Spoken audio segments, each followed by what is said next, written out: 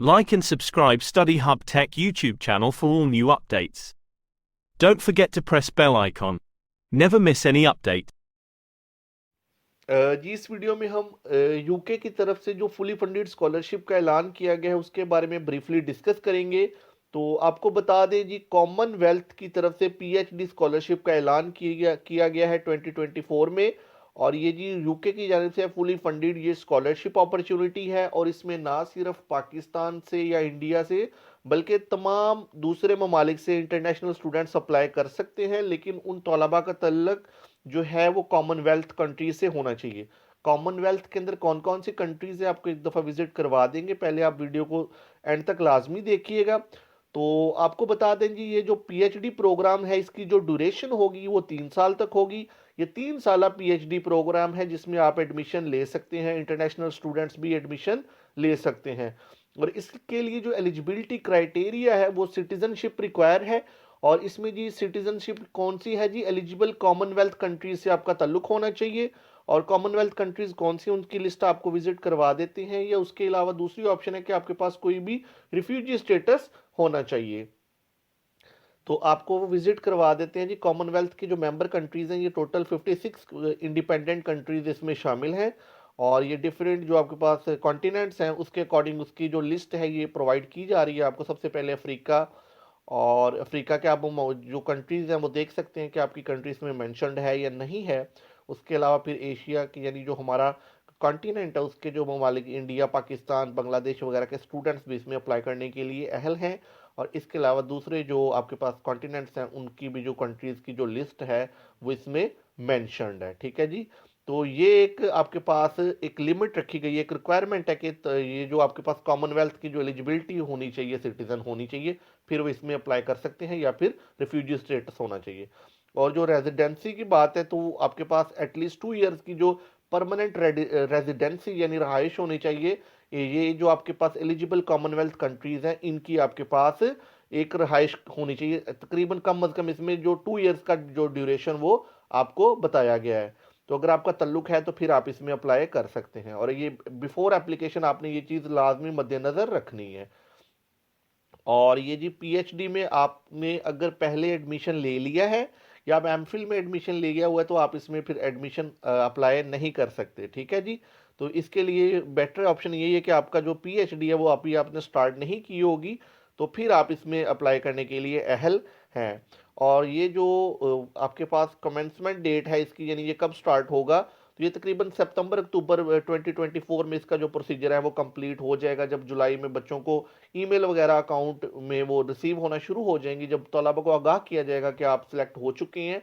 तो ये commencement date थोड़ा सा आपको वैसे बताई जा रही है, क्योंकि आपको पता ही है कि ये नवंबर दिसंबर तक तमाम ये जो जाना होता है तलबा ने वो मूव कर जाते हैं स्कॉलरशिप की बुनियाद पे। और ये लास्ट 3 मंथ्स का ये जो ज़्यादातर प्रोसीजर होता है इसका तो आपको बेहतर तरीके से पता होगा। और इसके लिए जी एकेडमिक क्वालिफिकेशन क्या चाहिए, इसमें जी first degree of upper second class honours चाहिए, और लोअर सेकंड क्लास डिग्री चाहिए जी। और इसमें पोस्ट ग्रेजुएट, और पोस्ट ग्रेजुएट जैसे कि आपके पास मास्टर्स डिग्री होती है। तो ये यूके में एक सिस्टम है वो आपको थोड़ा सा मैं एक दफ़ा विजिट करवा दूँ।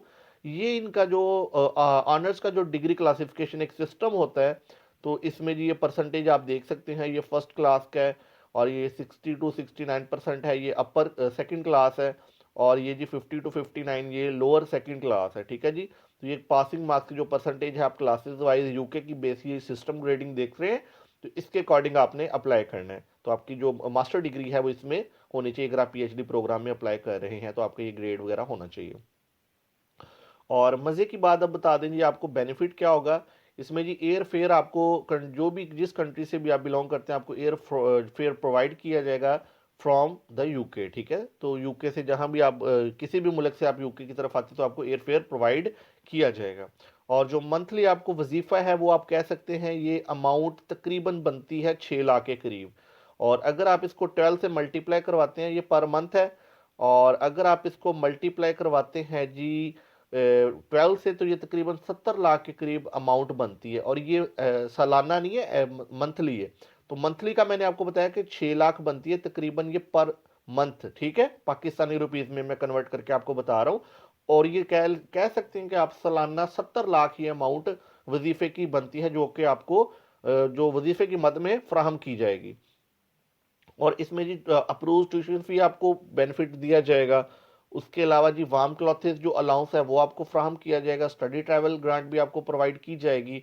और फैमिली इंश्योरेंस भी प्रोवाइड किया जाएगा जी। जो एक हस्बैंड वाइफ या यानी जो मैरिड होते हैं उनको एक इनकी तरफ से अलाउंस प्रोवाइड किया जाता है, फैमिली अलाउंस।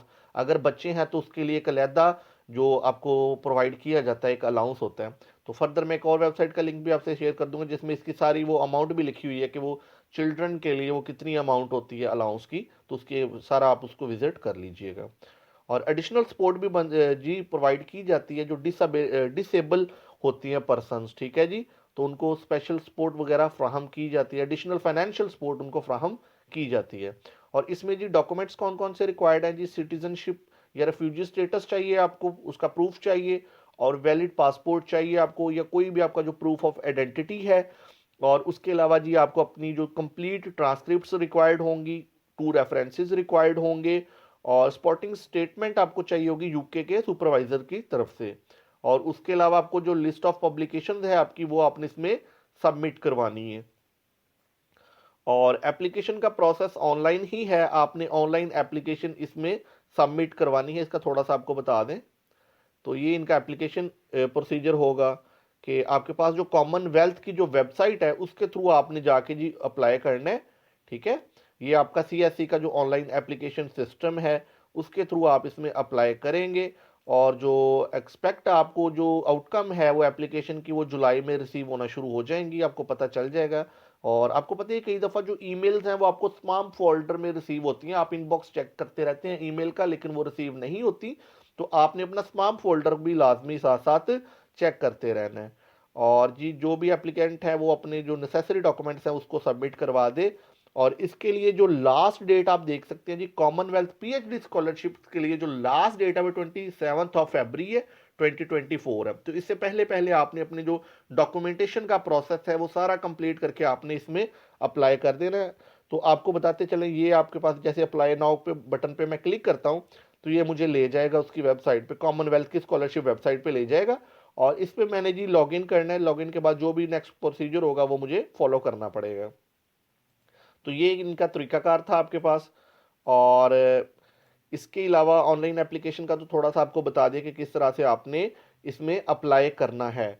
और उसके अलावा जी आप अगर आप मीटिंग रिक्वायरमेंट्स वही है कि आपने पहले एलिजिबल क्राइटेरिया को देखना है कि अगर आप एलिजिबिलिटी क्राइटेरिया पे पूरा उतर रहे हैं तो फिर आपने इसमें एप्लीकेशन सबमिट करवानी है। अदर सिर्फ वेस्ट ऑफ टाइम होगा। अगर आप कोई भी अगर आप में कोई खामी है या कोई ऐसी रिक्वायरमेंट है जिसको आप मीट नहीं करते, अगर आप उसे ऑपोजिट हट के कुछ अप्लाई करते हैं तो फिर आपको बाद में भी रिजेक्ट कर दिया जाएगा। तो पहले ही सोच समझ के आप इसमें अप्लाई कीजिएगा। और जैसे कि आपको ऑलरेडी बताया कि जो भी आउटकम होगी एक्सपेक्टेड वो आपको जुलाई में इन्फॉर्म कर दिया जाएगा। और आपने तमाम ईमेल फोल्डर्स को ज़रा मद्देनज़र रखना है, उनको चेक करते रहना स्पैम फोल्डर वगैरह को भी। और डेडलाइन ऑलरेडी आपको बता चुके 27 फरवरी है इसमें अप्लाई करने के लिए। और ये एक बड़ा कह सकते हैं कि गोल्डन अपॉर्चुनिटी है तलबा के लिए जो पीएचडी प्रोग्राम के लिए यूके जाने का सोच रहे हैं। और इनके लिए बड़ी बेहतरीन अपॉर्चुनिटी कि आप मंथली समझ लें कि 6 लाख रुपए आपको जो स्कॉलरशिप है वो प्रोवाइड की जाएगी। उसके अलावा जो काफ़ी ज़्यादा फैसिलिटीज़ भी प्रोवाइड की जा रही हैं। तो आप ये चीज़ों को भी मद्देनज़र रखें, एक अच्छी अपॉर्चुनिटी है। तो अगर आप मूव करना चाहते हैं तो आप इसमें ज़रूर अप्लाई करें। तो फर्दर जो मैं वेबसाइट का लिंक है वो भी ऐड कर दूंगा जहां से आप फर्दर मज़ीद ब्रीफली डिटेल हासिल कर सकते हैं डॉक्यूमेंट्स के बारे में भी। और जो जितना हो सका मैंने आपको इजी अल्फाज के अंदर, आसान अल्फाज के अंदर वो आपको एक्सप्लेन करने की कोशिश की है। तो वेबसाइट का जो लिंक है वो मैं डिस्क्रिप्शन में ऐड कर दूंगा, वहां से आप डिस्क्रिप्शन से लिंक लेके फर्दर उसकी जो डिटेल्स है वो चेक कर सकते हैं। तो तमाम एग्जाम की जॉब्स, स्कॉलरशिप्स और स्टडी अपडेट से बाखबर रहने के लिए आप Study Hub Tech official YouTube channel को ज़रूर सब्सक्राइब कीजिएगा ताकि तमाम आने वाली जो नई अपडेट्स हैं वो सबसे पहले आपको बजरिए नोटिफिकेशन रिसीव हो सके। दुआओं में याद रखिएगा। अल्लाह हाफिज़।